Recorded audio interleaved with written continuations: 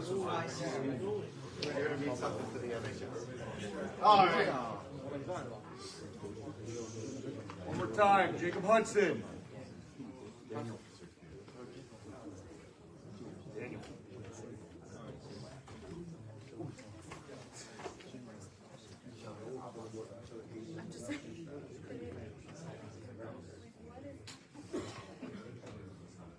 All right, so just a reminder all that this is live. Don't knock it. Thank you. This is live on Facebook, so don't, watch your language, please. Gentlemen, we're here today to do the National Honor Society ceremony. Right, so this is a formal induction of new members to the National Honor Society. You're going to hear from a couple of different members of the current NHS regarding the values that the National Honor Society holds. Once the new members are inducted, I encourage everybody to follow along, think about the values that we're going to go through today. And if you haven't applied to join the NHS this year, consider doing so in the future. Some of you are too young, right? You need to get into the upper school before you're ready to apply. Others, right, may not have applied this year, and that's fine. But you can always apply every year, right? There's no limit on the number of times you can apply, and it's a great thing to be a part of.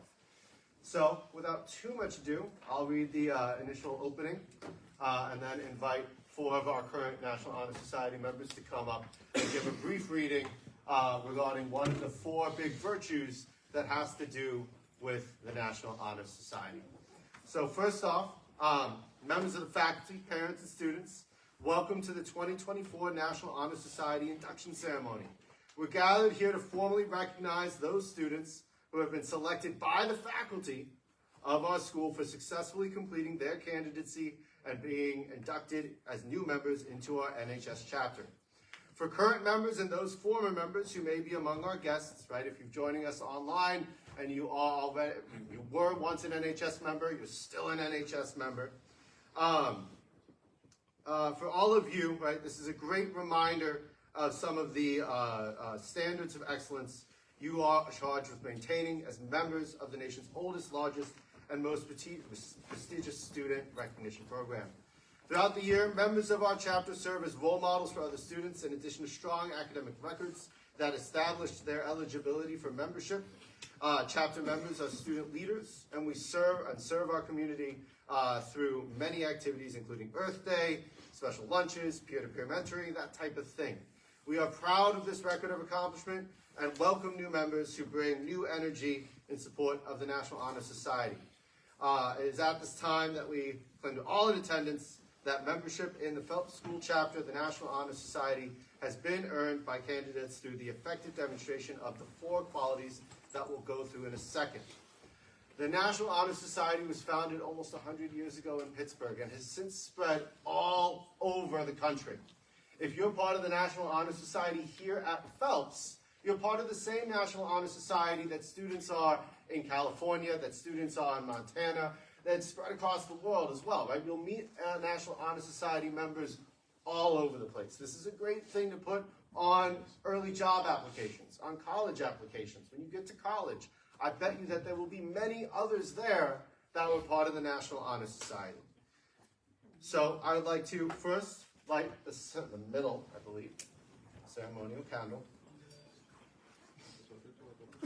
And I would like to invite one of our leaders, Alison, up to read the first portion on the importance of membership and leadership.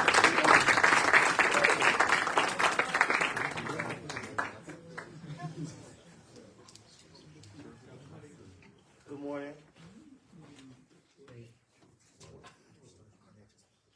Steps forward. My office. My office is service. Service can be established in the routine of the day's work where many opportunities arise to help others both at work and in the community. A willingness to work for the benefit of those in need without monetary compensation or public recognition is a quality we seek in our membership and promote for the entire student body. We are committed to volunteering our time and talents to the creation of a better tomorrow. As Kofi Annan, a former General Secretary of the United Nations, has said, if our hopes of building a better and safer world are to become more than wishful thinking. We will need the engagement of volunteers more than ever. Go ahead, Mike. I need the- That's the top button. There you go. Thank you, Allison. And now bringing to us about the importance of leadership, Camden Craig. Sir.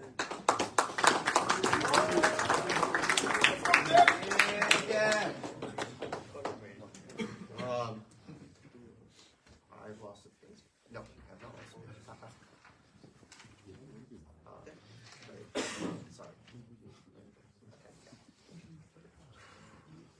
Leadership should exert a wholesome influence on the school in taking initiative in the classroom and in school activities. The real leader strives to train and aid others to reach their common goals of success. The price of leadership is sacrifice, the willingness to yield one's personal interests for the interests of others. A leader has self-confidence and will go forward when others hesitate. No matter what power and resources may exist in a school, community, or nation, they are ineffectual without the guidance of a wise leader. Leadership is always needed, but to lead is a meaningful and substantive charge to each of our members. As President John Quincy Adams said, if your actions inspire others to dream more, learn more, do more, and become more, you are a leader.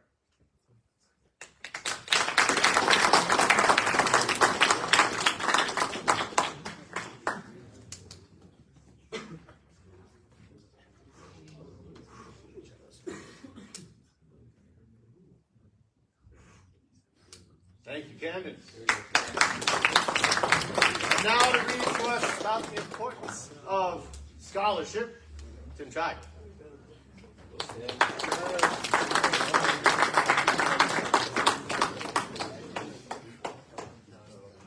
Scholarship denotes a commitment to learning. The student is willing to spend hours in reading and study, knowing the lasting benefits of a cultivated mind. We should continue to learn even when formal education has ended.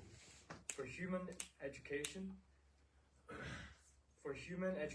ends only with the end of life.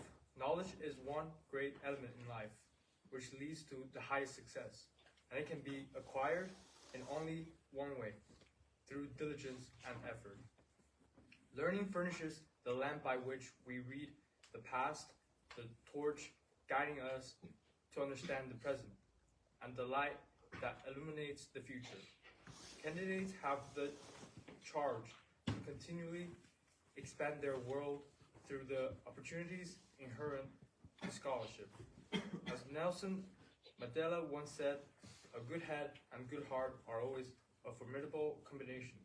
But when you add to that literate tongue or pen, then you have something very special.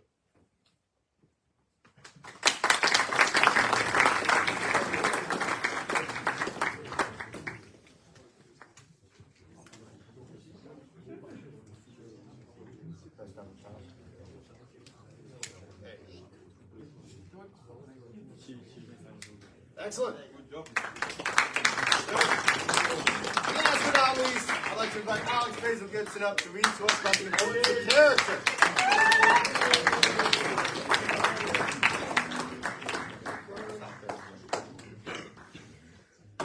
Character is the force within the individual that distinguishes each person from others. It creates for each of us our individuality, our goodness. It is that without which no one can respect oneself, nor hope to attain the respect of others. It is this force of character that guides one through life, and once developed, grows steadily within.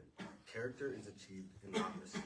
It is the product of constant thought and action, the daily striving to make the right choice.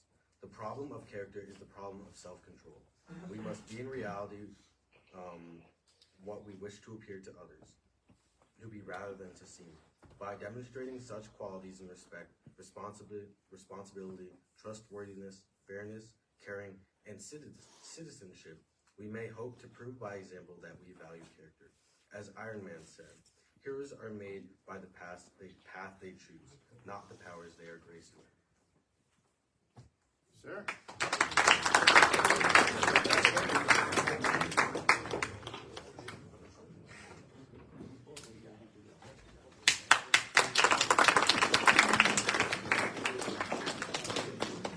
All right. So I will say, I'm a little off cuff at the moment. I was really impressed, gentlemen, this year. I've been serving as the faculty advisor for the NHS at Phelps for the last 4 years or so. I was very impressed because in the past I've gotten, 8, 9 applications. This year, nearly half the student body applied. I was really impressed by that level of engagement, that level of interest, and even if you weren't selected for the NHS this year, I encourage you to continue to apply in future years. It is something that you can always come back to, right? You can always apply. There's no limits.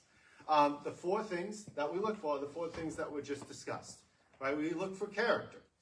And in some ways that means being an upstanding, strong member of the community. That doesn't mean you don't have a couple demerits.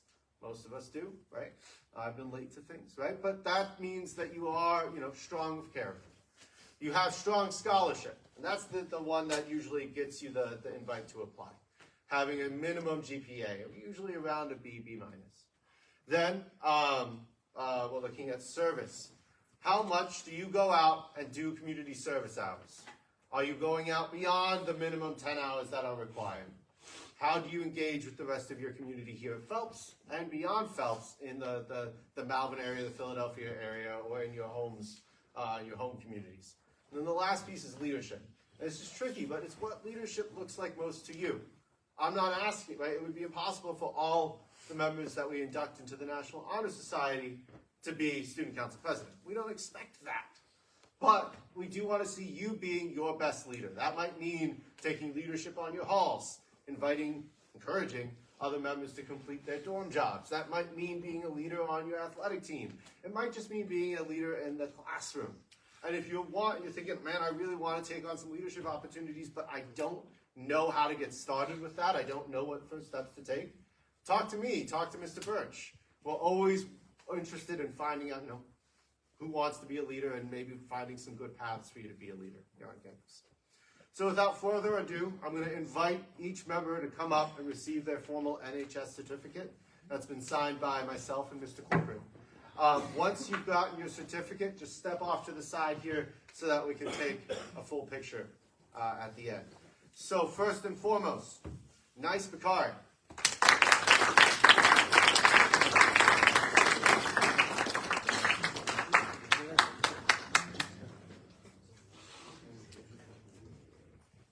Congratulations, sir. Mikey Bartlett.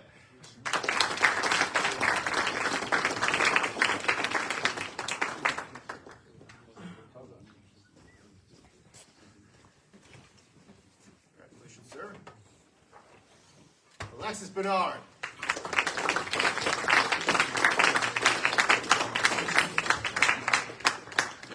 Brian Chamberlain.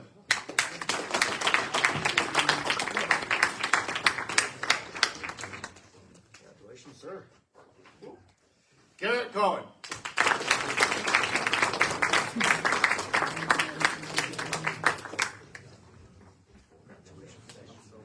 Marco Dimter.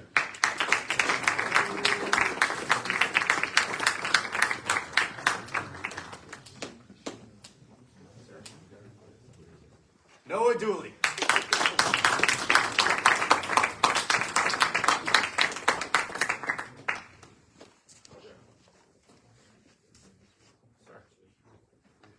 Yosipan.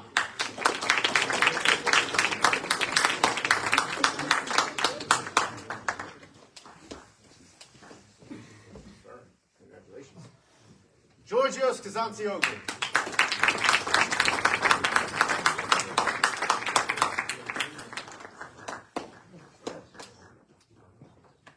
Ivan Kiselov.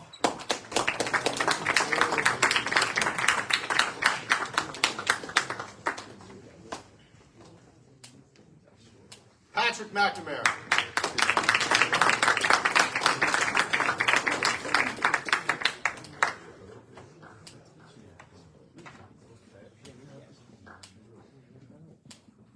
Federin Olatuji.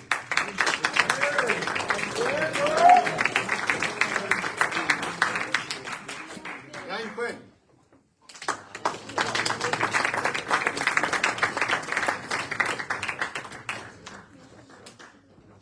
Alexander Rist.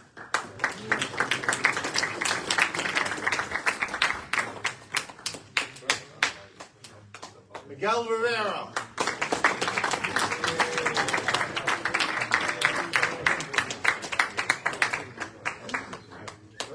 Good handshake. Chris Rugeber.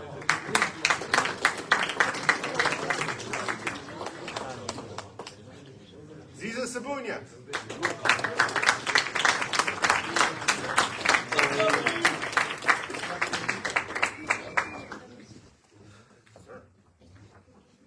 Daniel Uchito. Good handshake. And Tommy Vaughn. I'd like to invite current members of the NHS. That means anybody that is in the NHS either here at Phelps or were previously inducted into the NHS at a previous school to come on up and join them.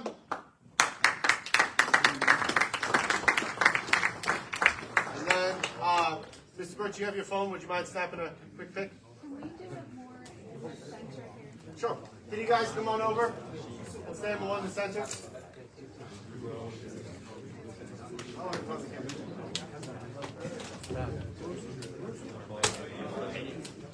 Don't burn yourself on the candles, but center yourself on the candles. Guys also, because you guys are a really big group, so if I can kind of have it centered here.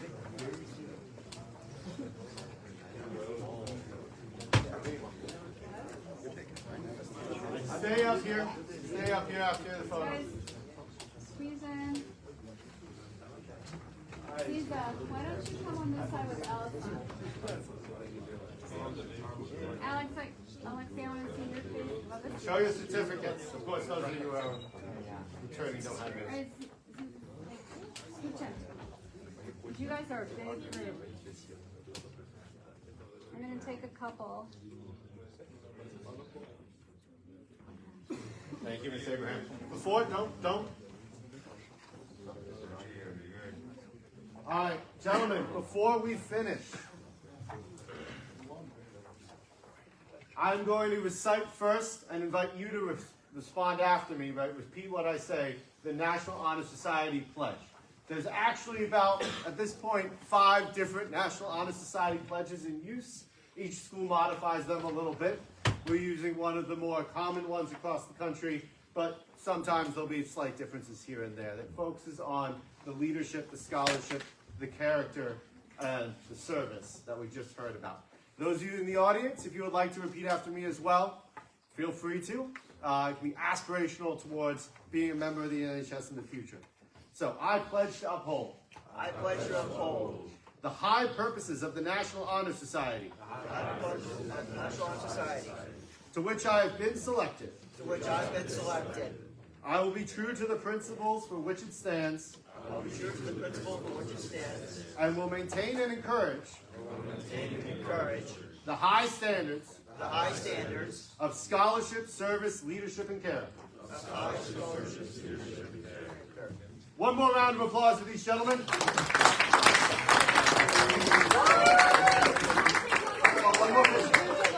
One more picture. One more picture. Lisa, you're going to have to, like, literally cut you off. I don't have 2 minutes for you.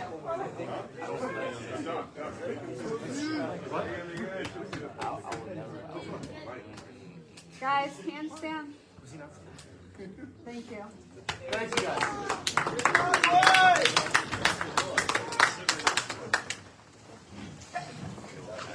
Before we finish up,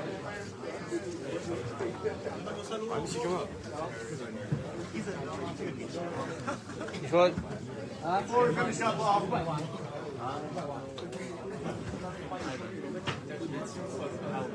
right, guys, find your seats. Excellent. So, gentlemen, before we finish up, I do want to take a moment to thank the Faculty Council. So, guys, when you all applied, I did some of the paperwork, but the Faculty Council are the 5 faculty members that you already know that sat down and did the hard work of pouring through your applications and making the hard decisions about who should and who should not be accepted this year into the National Honor Society. So please put your hands together for Mr. Betson, Ms. Lacro, Mr. Miller, Mr. DeCiccio, Mr. Corcoran.